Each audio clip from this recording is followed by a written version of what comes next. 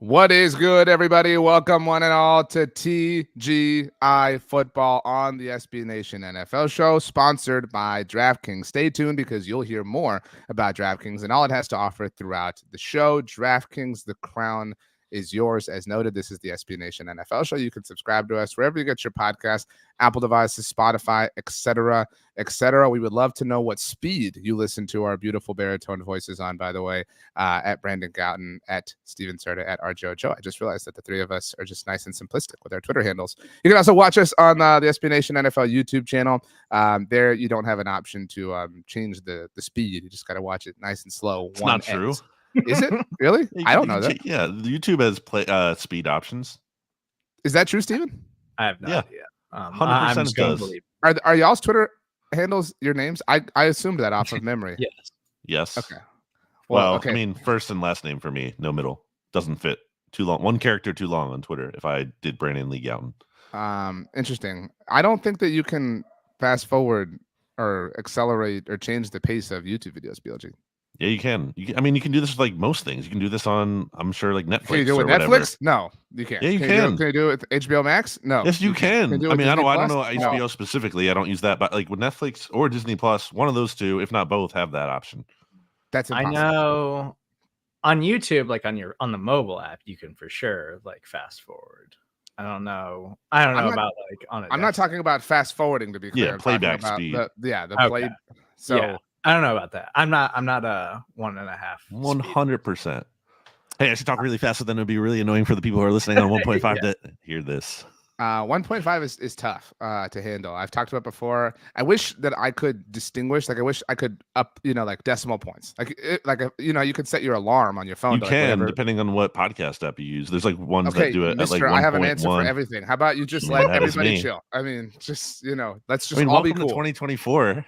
I missed last week, but you both will be happy to know that I correctly predicted the winner of the Super Bowl. Kansas City Chiefs. Stephen, congratulations to the hometown team. What has the last week been like? Obviously, there was the shooting throughout the Super Bowl parade that casted a negative shadow over what was originally a purely happy and joyous moment for Kansas City and for Chiefs fans. Yeah, obviously, that's not how anybody was hoping a day of celebration would end in Kansas City.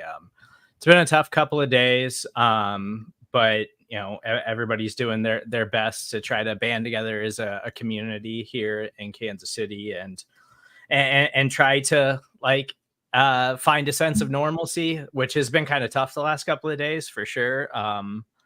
It's we're less than a week removed from the Super Bowl, and it already feels like it was like weeks ago because of the events of this week. But it's a sorry state we're living in right now in this country, and it sucks that everybody's got to live through this and live this way. But the Chiefs did win a Super Bowl. I'm excited to talk about it. I've only gotten to talk about it a couple of times this week because of the events, so it's been rough. Well, the Arrowhead Pride team has done a great job of covering a really difficult situation, Stephen. So kudos to you and yours. The SBNation.com team, if anybody is looking for any information on what has happened and any information to follow, I know you all and the .com team will take care of that. It's difficult, BLG, to just kind of go back to the football of it all, but we are now in the offseason for everybody with the Super Bowl finally over. It does feel like it took place a very long time ago. I think some of that might just be the attrition of who the Chiefs are. And, the Chiefs won again. What a surprise. What a shock. They're the best. Patrick Mahomes is the greatest. Also, just the build up to the Super Bowl. I feel like it takes forever to get here every year. Stephen, I think, can relate to that. We were saying that last week on the show or before the show or after the show at some point. By the way, Stephen won our over-under competition. Shout out to him for that. The listeners / the voters, whoever participated in the polls on the SBNation.com article, I did finish in second and I finished in last. Although I think it was a good battle because some of those over-unders came down right to the line.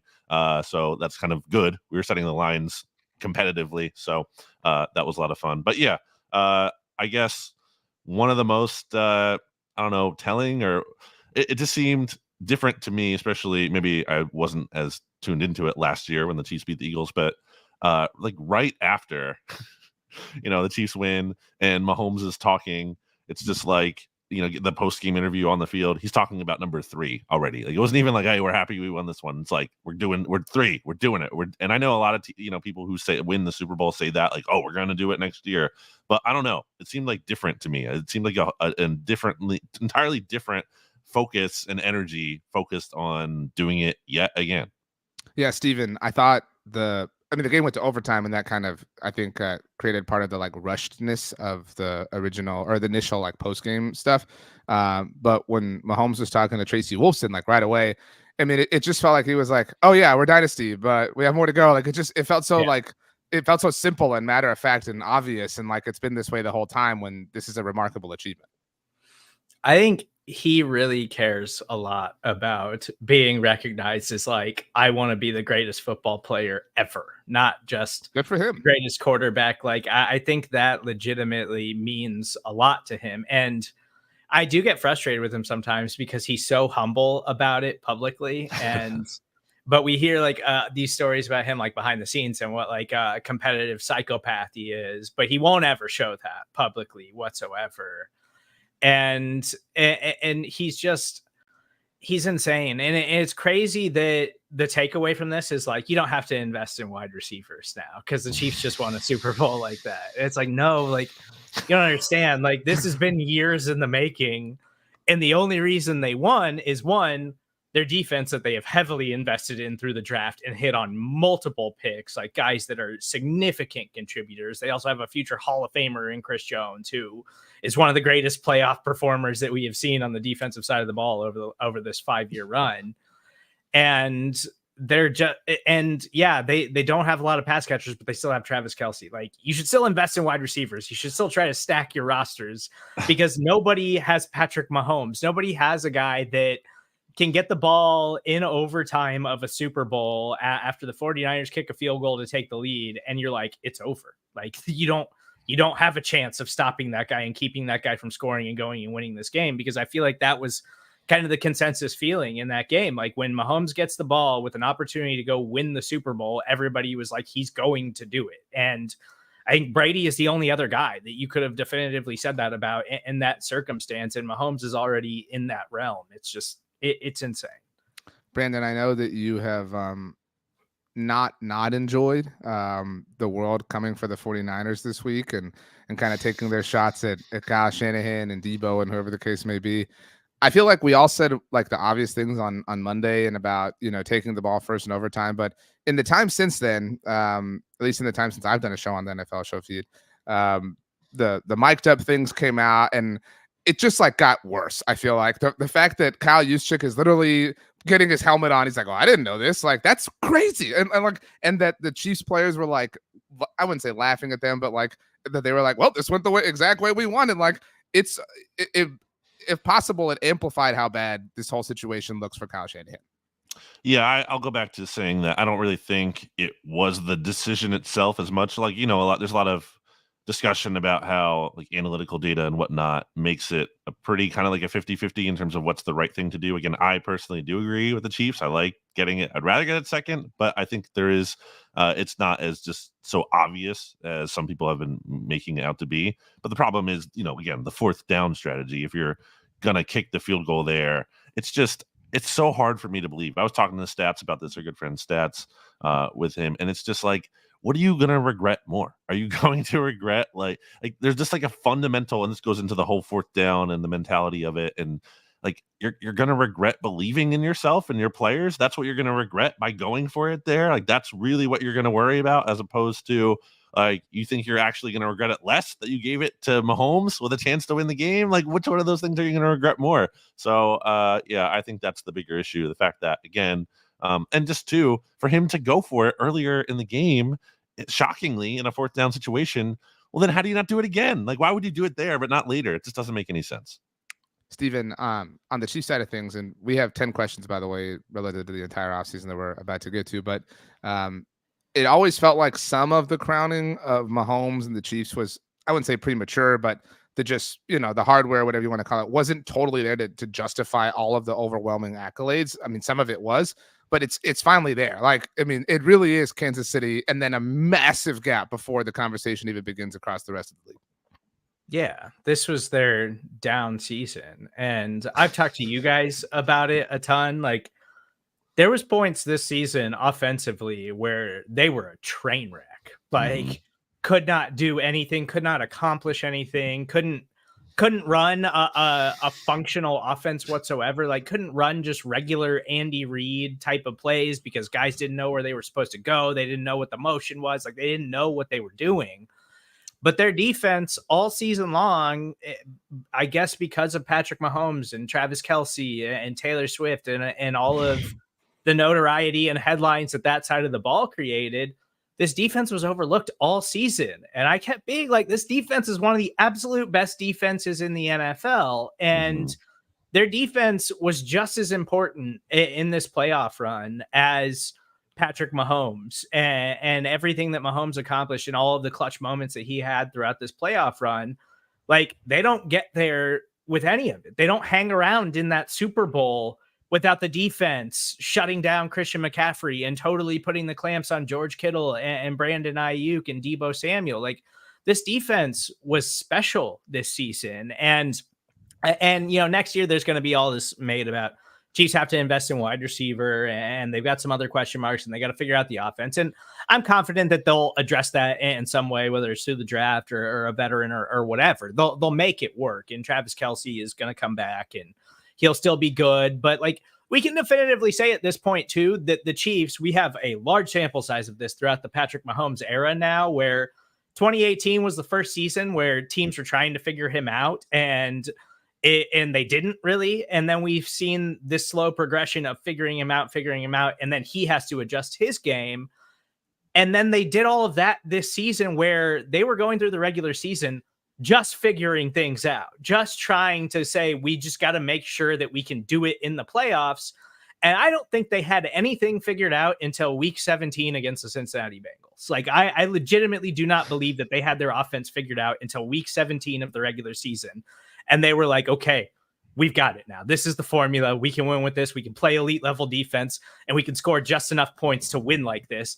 And they finally did it. Now, if the offense gets better and the defense takes a step back, well, you still have Patrick Mahomes. And that's been a recipe for success every other season besides this one. And now they've proven that they can adapt in any way that they have to, as long as they can get to the playoffs and go on a run. They can beat anybody in a 1-game sample size.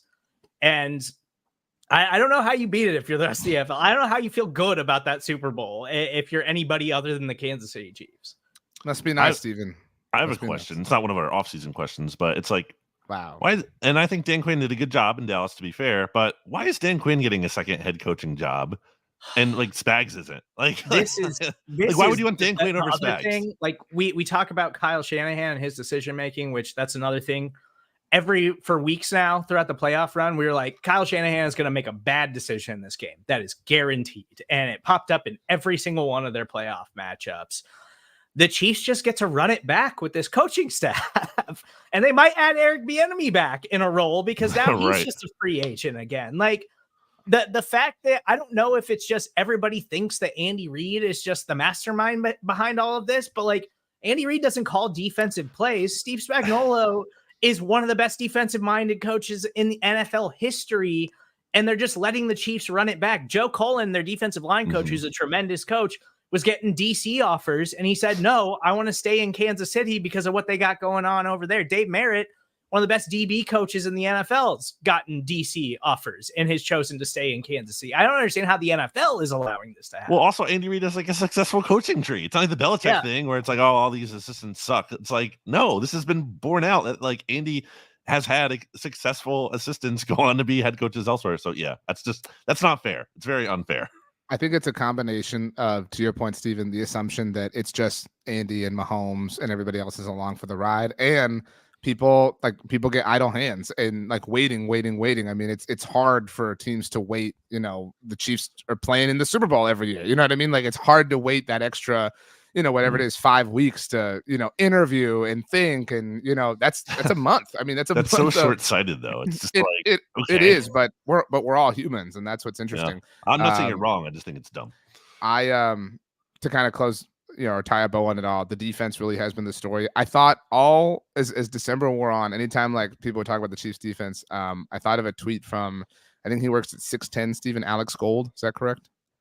Yes. I saw a tweet of his that was like, it was the night that the Chiefs played the Eagles, and he was like, tonight is the night that everybody learns that the Chiefs have a Super Bowl defense. And then they lost that game and whatever, blah, blah, blah.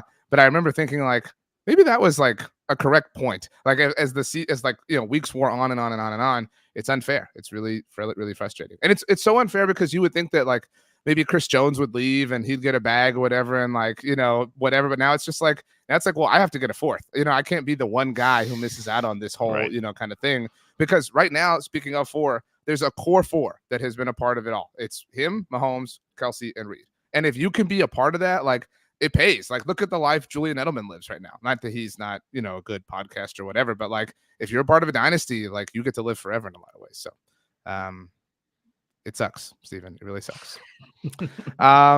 We have 10 questions and we've already talked for 16 minutes. So some of these got to be a little quick.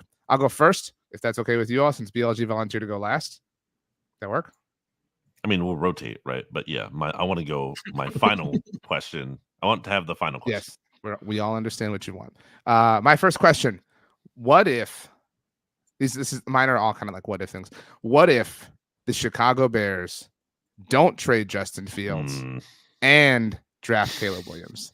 Because I feel like we're only considering like one of them being on the roster when the classic kind of thing for the lame duck head coach situation, which bums me out because I like Matt Eberflus a lot, would be to like bring in to draft Caleb Williams and then be like, oh, well, he's going to sit and learn behind Justin Fields. And then we have this super awkward, situation throughout all training camp. So, Stephen, I put it to you. What if?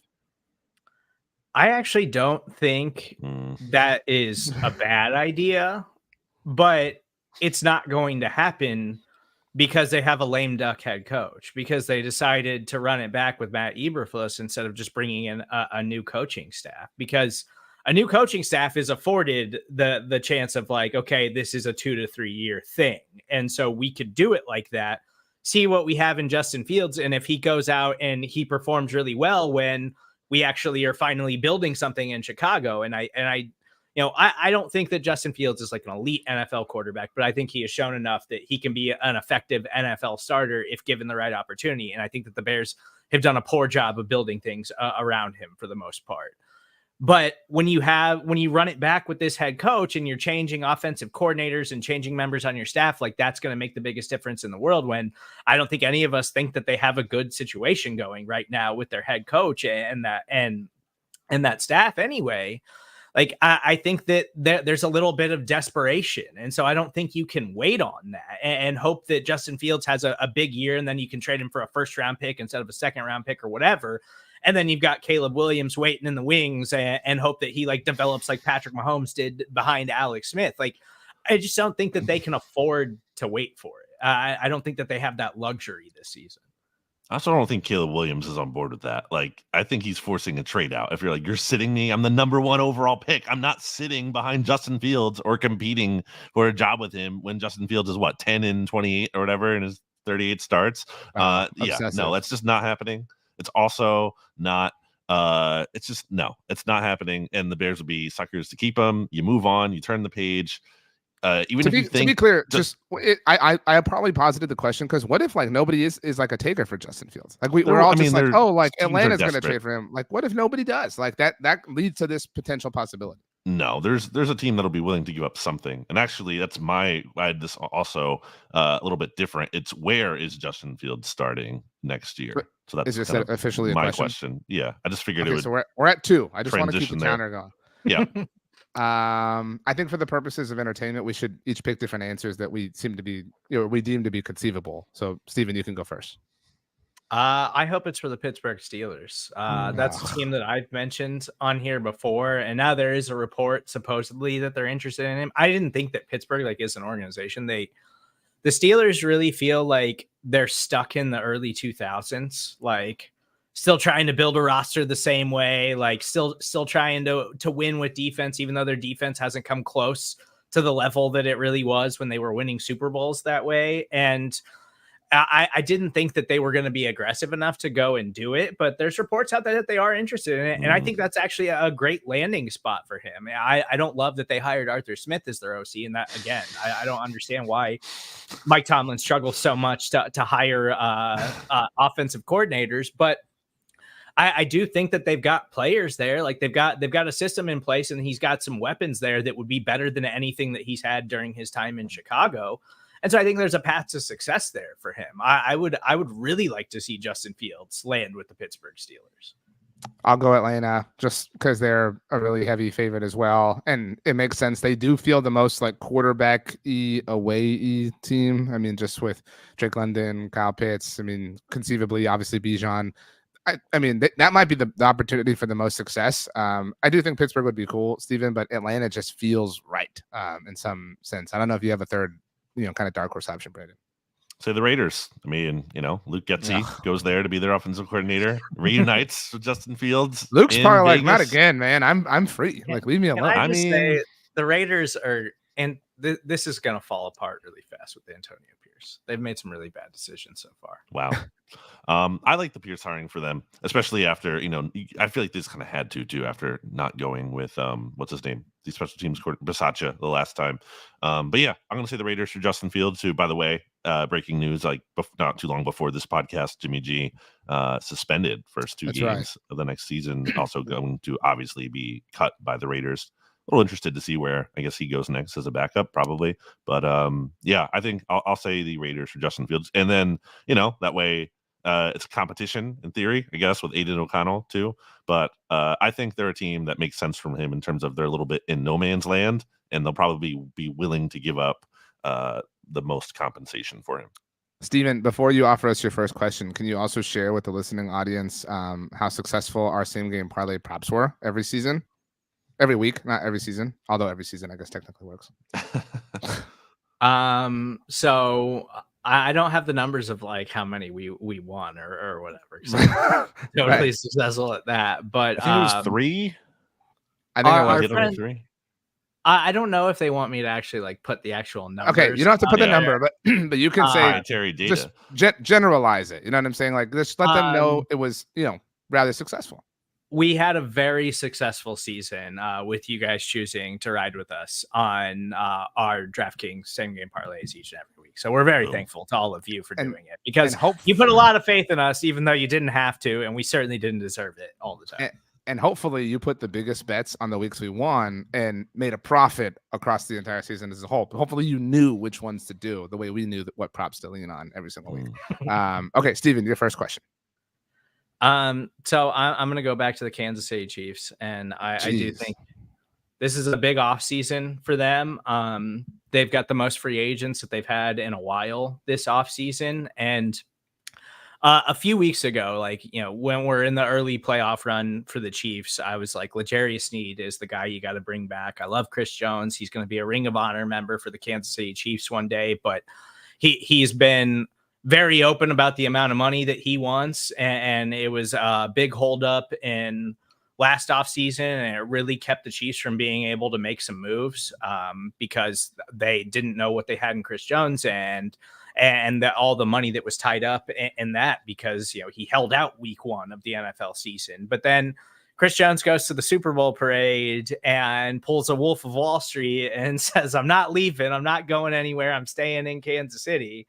And this is, they haven't had contract talks, maybe a little bit, but they haven't agreed to anything yet. So before the Super Bowl, I was really like, it's bring back L'Jarius Sneed. As much as it sucks, you got to let Chris Jones walk and see what else you can do in free agency and the NFL draft. And after the Super Bowl, I'm like, do whatever you got to do to bring back L'Jarius Sneed and Chris Jones.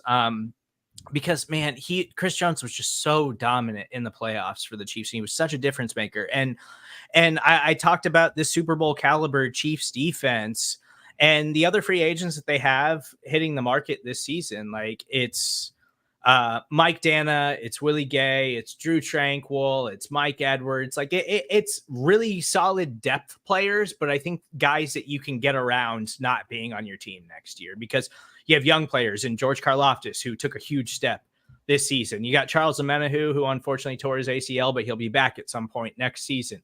You got Felix Anudike-Uzomah, who was a first-round pick who barely played this year because they just didn't really have a spot for him. So if you think he can take a big step, like I think that the pieces are there in the Chiefs' defensive line and on their in their secondary, young players that they've drafted and developed. That if you bring back Snead and you bring back Jones with the already like elite playmakers that you have on the defensive side of the ball, we could be talking about this Chiefs defense and is just as dominant next season if they find a way to bring both these guys back. So I'm at a point where it's do whatever you have to do, figure it out, make it work, get those guys back on the team because I want like a Legion of Boom era run for the Chiefs defense now. It is funny to me how like, that's something like what you're saying, Stephen, is like what Chiefs fans, are like tuned into, as opposed to that's not like, so much as the national conversation of more just Mahomes and everything and Spags, even at a higher level. But it is kind of like, it's just funny to me because it's just like, I don't want to spoil my last point, which has to do with the Chiefs. Spoiler alert. But it's funny to me, like the in the weeds Chiefs stuff that does matter in theory. Like it's obviously what you're tracking as a Chiefs fan throughout the offseason. But I just think it's something that is certainly obviously unique to the in-depth knowledge as opposed to the top-down stuff. This is it feels like the Chiefs have already kind of been through the cycle the dynasties go through. Like they've been hated, they've been annoying, they've actually had moments of like whining and complaining. Like the Tony situation this season was kind of like the peak of that.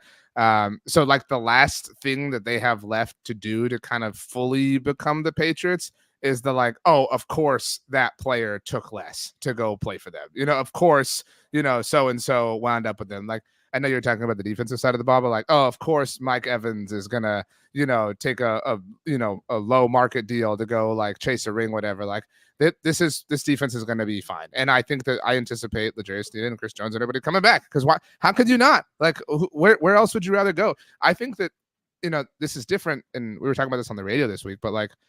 I'm not trying to dog the, metropolis of Kansas City, Stephen, but I mean, I think you would agree that the last, 10 years have seen it really kind of blossom and really kind of become this big sports-centric area. And obviously a big part of that is Mahomes and the influx of money and attention and whatever. And like, it is becoming like a thing. Like it's like happening in a way that like Boston was already like this rabid sports town before the Patriots dynasty is my point. Like, I don't know if this point I'm tracking makes sense, but like it's becoming a hotbed of activity in a very, very unique way to where like, of course people are going to want to be there and going to want to stay and going to want to be a part of the ride. Yeah. Kansas City has World Cup games coming in a few years. Matches. They wouldn't have got that a few years. They're matches, Stephen. Matches, whatever. But yeah, Kansas City was not going to get World Cup matches a few years ago, and the World Cup's going to be in Kansas City here in a few years. I mean, that's the point. So you're really worried about like L'Jarius Sneed leaving? You got the World Cup. You're going to have L'Jarius Sneed. All right. The expression is often you can have your cup and you're L'Jarius Sneed too. Okay. Question number 4. Mine is what team? Because I've thought about this from a Cowboys perspective, and I'm not saying that they're the answer.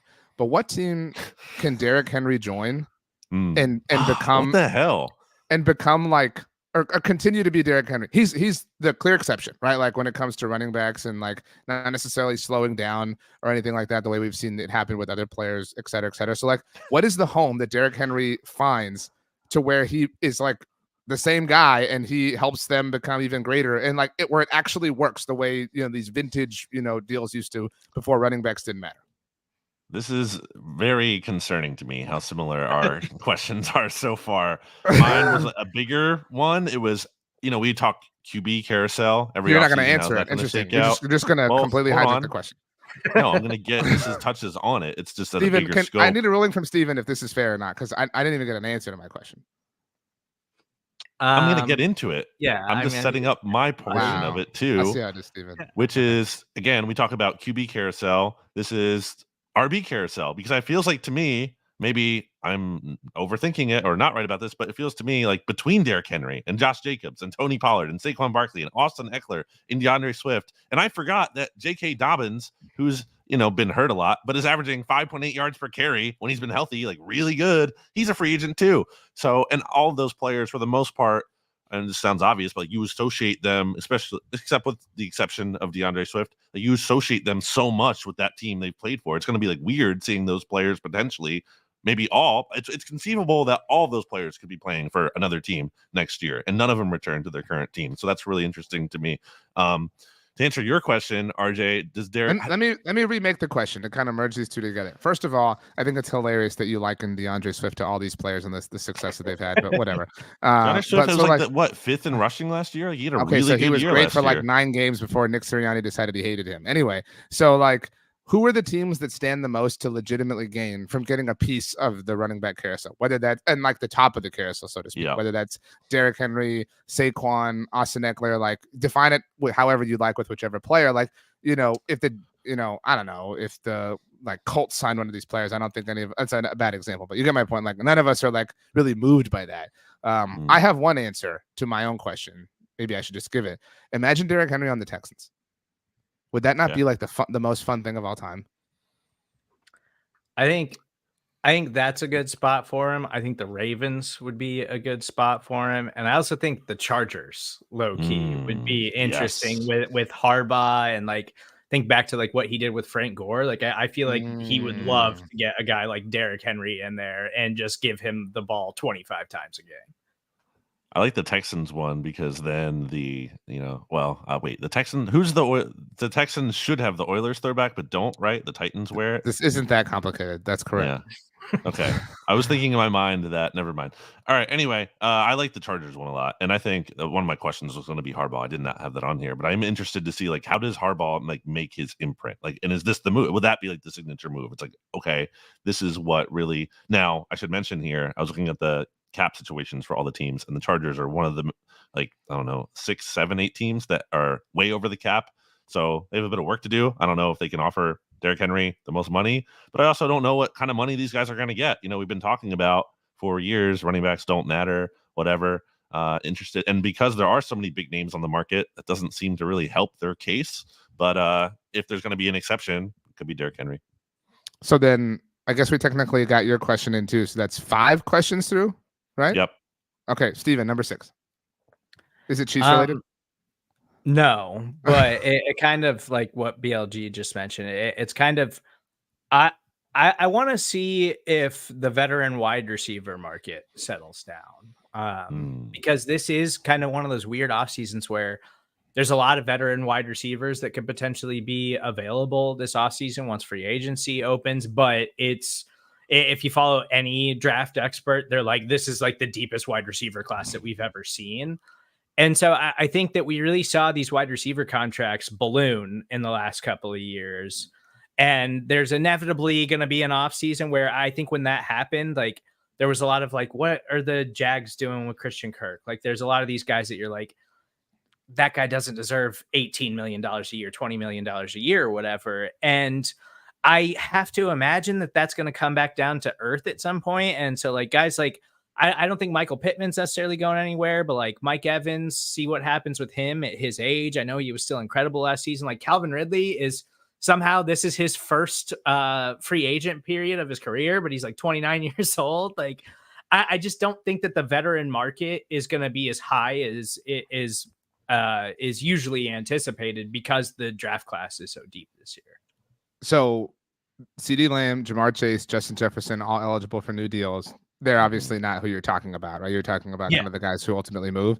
I think that to your point, like maybe T. Higgins isn't getting like a bag branded. You know what I mean? Like maybe he's the victim of all of this just because of the circle. And not that he's not worth it, but because it's, you know, there's such a surplus of wide receivers both in the draft. And even if you don't wind up with T. Higgins, maybe you do wind up with, you know, Mike Evans and you feel like it's totally worth it. I think Evans stays in Tampa, but I mean, awesome player to be able to sign, just the consistency. Yeah, I think it does seem like Higgins can't be back in Cincy, right? Like just that's not how they operate in terms of paying players, especially to beat the market. And he's arguably, if he's not like the top free agent, you know, because you can talk about, you know, what Kirk and everything, and we'll see if he gets to the market. But he's going to be one of the very best players, I think, on the market. So I'm pretty interested to see where Higgins goes. And like the Ravens, like way overpaid Odell Beckham last year. Like I don't know if that kind of stuff is going to happen this offseason. Yeah, that's fair. Okay, we have 6 questions left. There are 3 of us, so we each have to go at least one more time, and one of us has to left? go. That was number 6. Yeah. I don't know that we've done the best job at counting. I have one more, but you I said can we get had to 6 2. left, and you said No, we have. that I'm was sorry. number 6. I'm sorry. We're through 6. So we have 4 Right. left. That means Yes. at least one each, but somebody gets 2. So Brandon, you can go, and then Steve and I will go, and then you'll have your last one, your precious last one. You want me to go now? Yeah, but this is Okay. not your last one, so don't Yeah, mess up. it's my penultimate question, Okay. if you will. Not the penultimate, but my penultimate. How will the Eagles shape their defense to Vic Fangio's mold? Because the last time the Eagles had this veteran defensive coordinator who came in, it was Jim Schwartz back in, was that 2016 now? And the Eagles made a bunch of moves in free agency that were like kind of, oh, we're going to sign Nigel Bradham. We're going to bring in Leotis McKelvin. They brought like a lot of guys from the Buffalo defense that Jim Schwartz had to him, to Philly, and like it was clear that like they gave Jim Schwartz a certain level of control over personnel, and that was also reported as well. Not that Howie Roseman isn't ultimately pulling the strings, but he's certainly acquiescing to what the defensive coordinator wants. So kind of interested to see what that looks like for the Eagles here. Like, does Justin Simmons get traded from the Broncos? He's on the last year of his deal, and the Broncos can clear a lot of cap space if they either cut him or trade him, which I think the latter, I guess, would make more sense. But it's not even about making the Eagles defense into what the Chiefs just had or this elite unit. It's about bringing them back to some level of respectability after being such a disaster last year and going through the Matt Patricia experience. So I guess I'm just intrigued to see because offensively, it's not about they're gonna have the same players for the most part. Maybe they had a third wide receiver, but it's more about the coaching on that side of the ball. On the defensive side of the ball, it's about everything. It's about new coaching and also new personnel on that side of the defense. They have a decision to make potentially with James Bradbury and what they're going to do with him. So they need linebackers. There's a lot of things. I think there's a lot of directions the Eagles could go on defense, both in the draft and free agency and everything. So I'm interested to see how their personnel, and also I'll throw this in there, Hassan Reddick, potential of him getting traded. So it could be a really new look defense for them next year. Steven. That's all I've got. I feel like you're the person most equipped to handle this question, by the way. So it's interesting that you're asking it to us. But Steven, I didn't ask anything. That's my question in general. It is curious, like the Hassan Reddick stuff and like the Eagles secondary obviously was not good this season. And it's like Darius Slay is that the only guy that you really want to have back? And do you even want to have him back because he didn't have the greatest season? Like the Eagles really bet on that secondary playing it the same or up to the level that they did the season before, and it just didn't happen. And the linebackers, obviously, like you spent a reasonably high draft pick on a player like Nakobe Dean, and he just hasn't played at all, really. Like you don't even have any idea what you have in him at the linebacker spot. So I mean, they've got a lot of questions, and they got to figure a lot of things out. Yeah, I do anticipate an active offseason on the defensive side of the ball. Whoever that winds up being, like maybe there are a handful of new corners that come in. Maybe they do just move on or try to move on. I mean, obviously that's Howie's expertise, but like I would not be shocked if there's 4 or 5 new defensive starters on the Eagles next season. I mean, I don't know if you think that is too high of a mark, Brandon, but like, I mean, like they have to do something. I mean, they're the type of team that when they have to do something, does do something. It might fail, but you know what I mean? Like they're not going to sit and just like completely run this back and expect it to be different just because. Yeah, and do we get like that one move that's like the Howie Roseman move, and that doesn't mean it's actually like good or not, but it's like, oh, Howie season. Of course, Howie. Yeah, right. Why do you pick up the phone when Howie calls? Right. Yeah. So I guess you can lump that in there too. Steven, do you want to go next? Me? These are our last questions. So. Sure. For me, it's really kind of about the AFC as a whole. My final question is just like, what do you do to compete with the Chiefs? Because I think the AFC is going to look pretty different next year. And there's so many question marks. Like I think right now, just kind of looking at the overall standings, like I feel like the only team in the AFC that I am extremely confident will be right back in the mix next season is the Baltimore Ravens.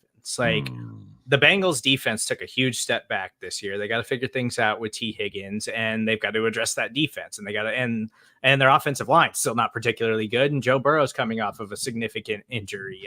Buffalo has got a bunch of questions to answer this offseason because their cap situation is not particularly great because they went all in for this kind of 3-year window and didn't win anything with it. The Dolphins did the same thing last season, and like Houston's in a really good spot, but then Jacksonville, who was supposed to be a contender, like kind of fell on their faces this season. And I don't think Jacksonville right now, like obviously the NFL draft can change things, free agency, whatever. But as of right now, like going into next season, I'm not confident that Jacksonville is going to be as good as they were this year. And this year wasn't good enough. Like, I just feel like there's tons of question marks across the AFC about every team except for the Chiefs and except for the Ravens. I think that's really fair. My money would be the AFC team I have the most confidence in, acknowledging that the Chiefs exist in their own universe, is probably the Bengals, honestly. Yeah. Like I'm willing to, it is a bit of a benefit of the doubt, but I'm willing to extend it to them. And that's why, like, even to your point, Brandon, about T. Higgins and how they don't like pay players, like they've really changed that. Like they've literally changed their franchise's whole culture since landing Joe Burrow. And I'm not saying that necessarily means that T. Higgins is coming back, but I'm willing to wait and see. I feel like we've seen enough from this iteration of Buffalo and this iteration of Baltimore to know, like, yeah, I mean, you guys just had the best shots that you will ever have against Kansas City, and you couldn't get it done. And maybe you just have like your supernova game once, you find yourself opposite of them again in the playoffs. But until that happens and until you do it, nobody's going to believe that you have it in you. And I don't know how we can expect Jacksonville to do that. Maybe Houston, maybe CJ Stroud does like take the next step to where he can go shot for shot with Mahomes, or whatever the case ultimately winds up being, go shot for shot against Spags.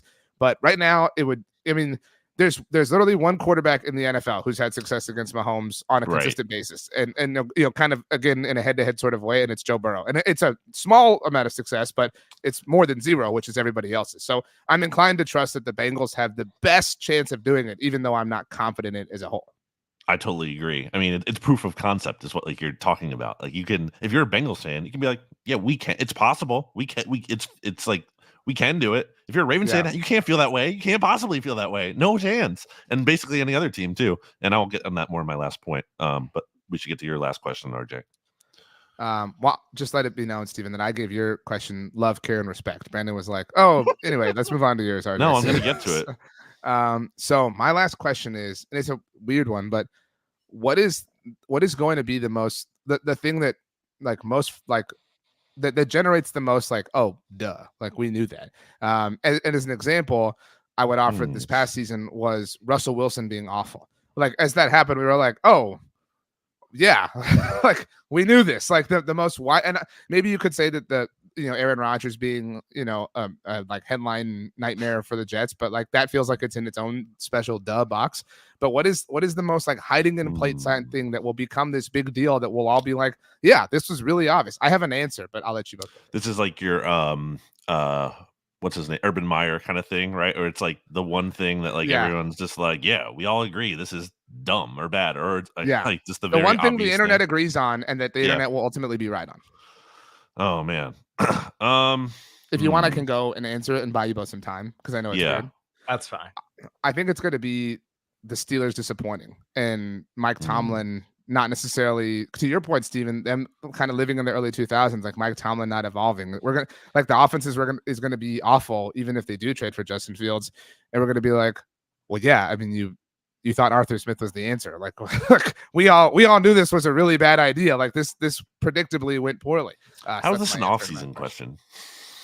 Because it's relative to something that's going to like, exist or process over the course of the offseason. I thought when I thought of the question, I thought, Brandon, you were going to say some team's going to talk themselves into Kirk Cousins being the answer, and it's not going to work. But you can't say that now. So I'm trying to think like what's like the most predictable offseason move that isn't literally like, like Caleb Williams going at 1 or something. I'm trying to think like what's just so like obviously going to happen. I mean, I think the Vikings are going to keep Kirk. I don't think he's going anywhere to answer that part of it. So I'm going to go with that. I am going to go with that. I'm going to say the Vikings run it back with Kirk. It's like, well, actually, it's going to actually work this time. No, trust me. He's great. It's going to be good. And then they're going to not do anything other than maybe win a playoff game at the very most, and then nothing else. And then it'll be very par for the course for them. Okay, Stephen, can you actually do some work and answer the question, please? Unlike Brandon. Well, I kind of have two. First, I feel like Aaron Rodgers and the Jets is going to totally fail, and I'm excited about it. But second, I feel like the Dolphins are going to give Tua an extension, and they are That's a going good to. one. I think we've seen enough from Tua at this point. Like, yes, he's a functional NFL starter, but he's got serious limitations in a way that, other top quarterbacks in the AFC don't. But because of how you have to pay quarterbacks to keep them, I feel like Miami is just in a tough spot right now where they don't really have an answer. So they're probably just going to give Tua a contract, and they're going to regret it down the line. I would add, like, there's going to be like a moment, like a early October game where he goes off.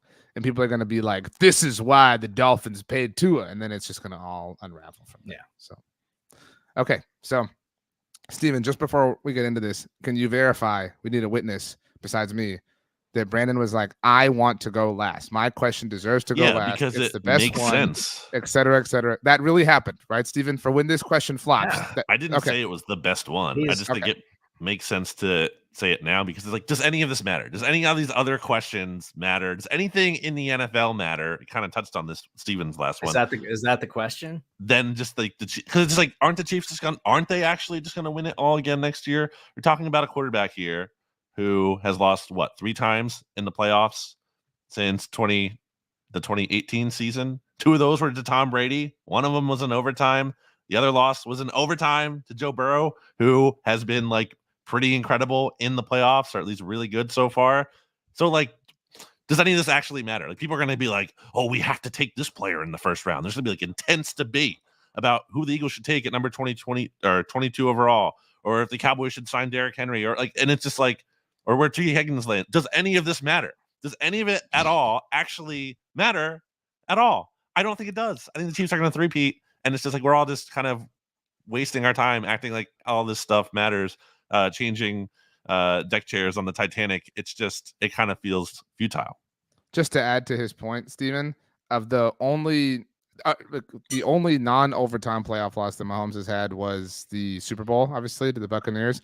And it led to the front office like aggressively attacking the reason why they lost that game. So like it was also COVID year, so like kind of weirdness. No, well, I mean, and it's Tom Brady. No, but my point is simply like they don't let, like, it's the Mahomes of it all is obviously the biggest and foremost thing. But like the Chiefs are so well run and so well equipped that like they can lose a game in regulation in the playoffs and say that's not good enough. Like, we're gonna exhaust ourselves and exhaust our resources to make sure that this problem never happens again, which is why beyond Mahomes, which is its own massive thing, they deserve all benefit of they deserve all trust. They deserve every single thing, Stephen.